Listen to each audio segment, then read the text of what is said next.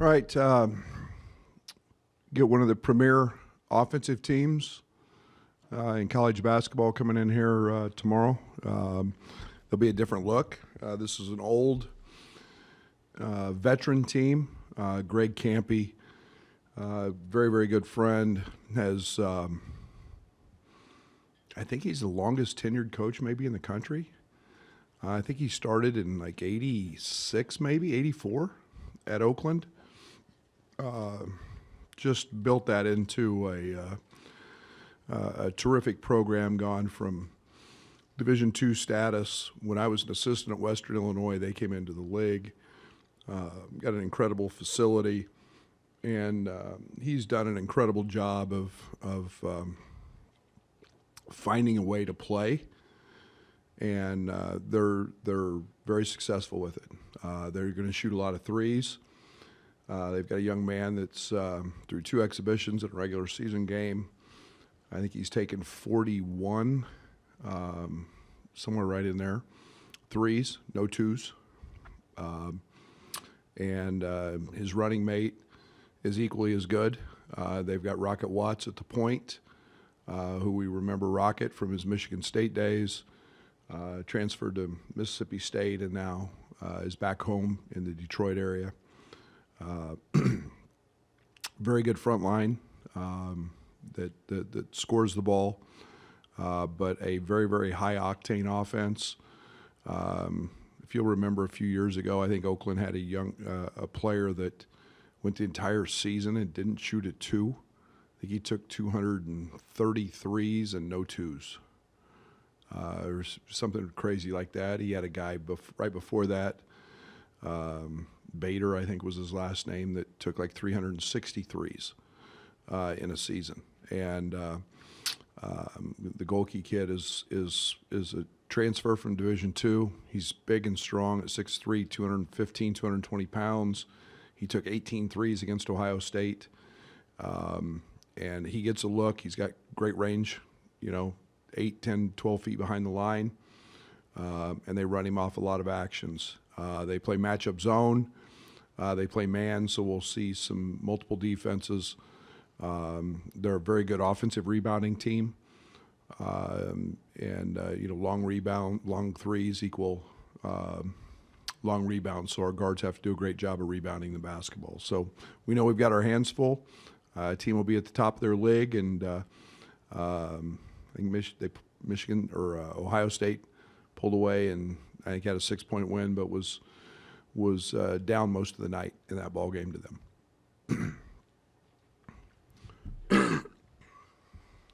How much do you emphasize execution defensively early so that shooters like that don't get going?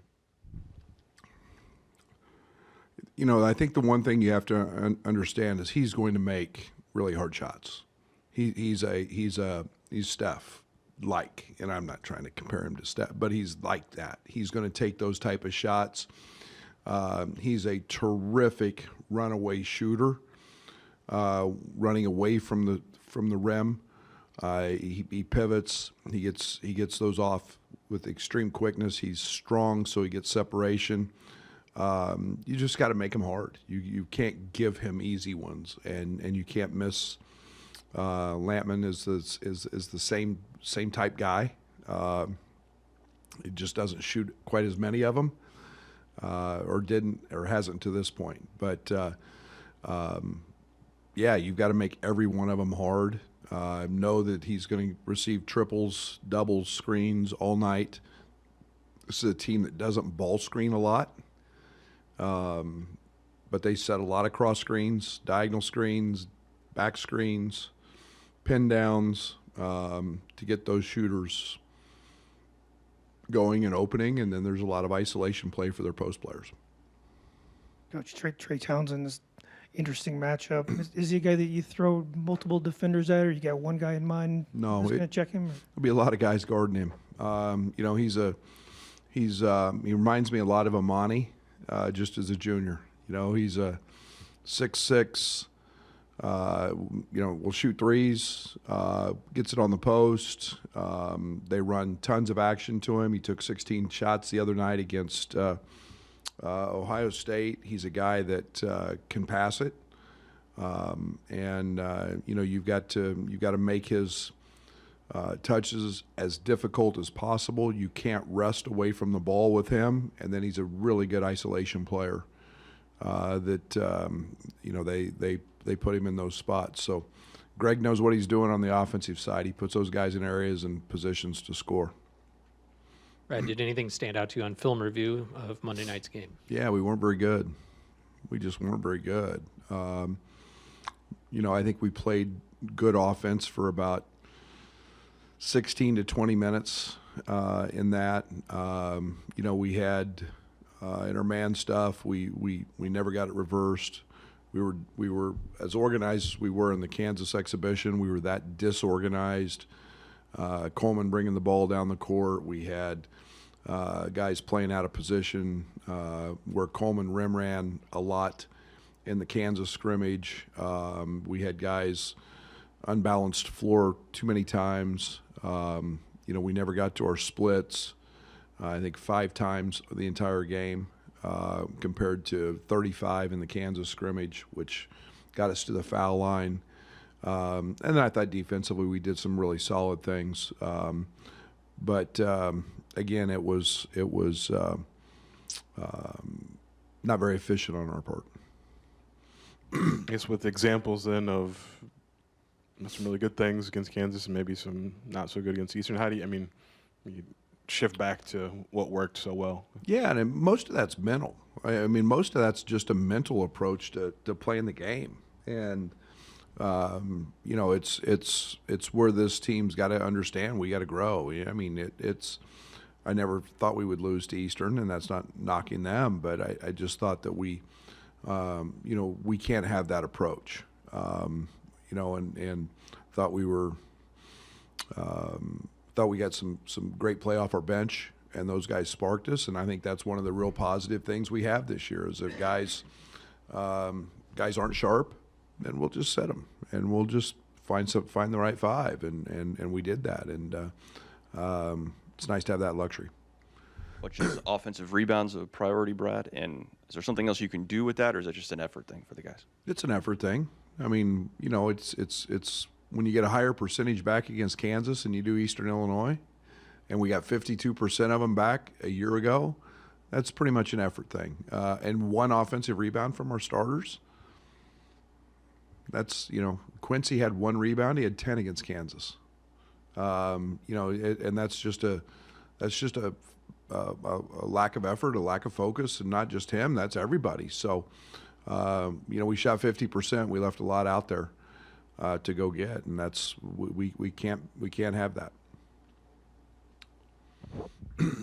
I don't know if Dre needs more confidence, but when he does what he does and Amani does what he does in a game that counts, is there a different look about him after that? Do they settle in? How has that looked for you? Yeah, and it's that fine line where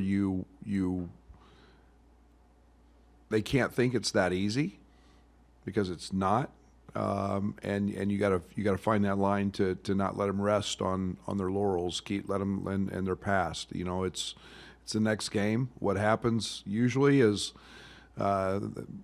the attention on the opponent's scouting report becomes a little different, and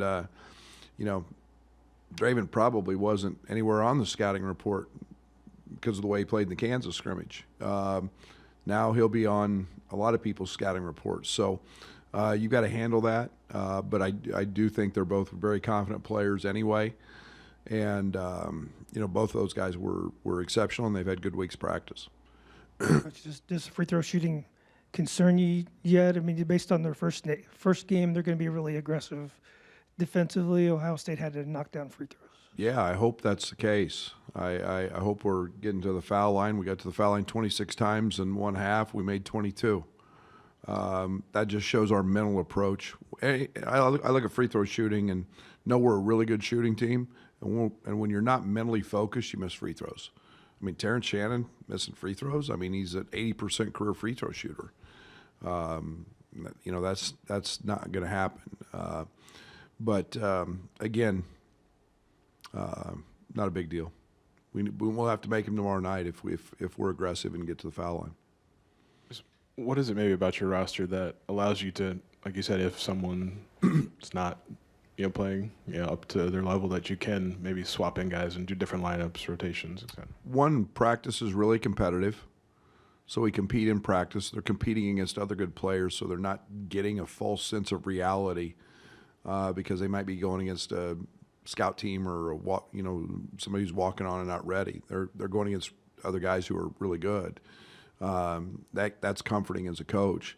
Secondly, is experience. We got tremendous experience, and coming off our bench, guys played a lot of minutes. So I don't fear putting a guy out there, not knowing what he's going to do. I've got a pretty good idea what's coming, and I always go back to Andres Feliz. I always knew what he was going to do. He was so comfortable, and I was so comfortable with him coming off the bench. Because there was so much trust on my part, and we have that. I don't, and Amani and Draven, 2 freshmen, I've got a lot of trust in them because they're really good players and they're both high IQ guys and compete. So trust is a big part of it, as well as experience. I know you talked the other night about what you want Sincere's development to look like in this season, but approach-wise, what is it going to look like in terms of practice, scout team stuff versus maybe on his own individual stuff for him? Yeah, it's a lot more of there's no doubt the scout team stuff's important. He'll give us he gives us a great look. He gives us, a really good athlete, and he can play on the ball, play off the ball. And I think the one thing for him is he's got to become a better shooter. There's no doubt. I think he's his inconsistency at the 3-point line is there's enough proof out there that that's something he's got to get better at. He's got to change up form a little bit. But the biggest thing for him is adding a little bit of strength and girth to his frame to go with that elite athleticism. And once he gets that, we'll play him a lot of point guard spot minutes in practice because he's so good with the ball. And I think decision making, I think controlling and harnessing some of that speed and aggressiveness, and to elevate others and understand that position. It's not just about scoring the basketball. But there's a lot of things, and we've got a very, very regimented schedule with him, with Chester, multiple times a day. And then obviously with Adam, and that turns into his diet, and really monitoring what he eats so we can try to put some weight on him. I know Luke said it was a surprise to the team when he came to the news about the red shirt, but just with Sincere, what's the vibe you've gotten from him in terms of his mentality and how he's embracing this? He's been great. I think there's a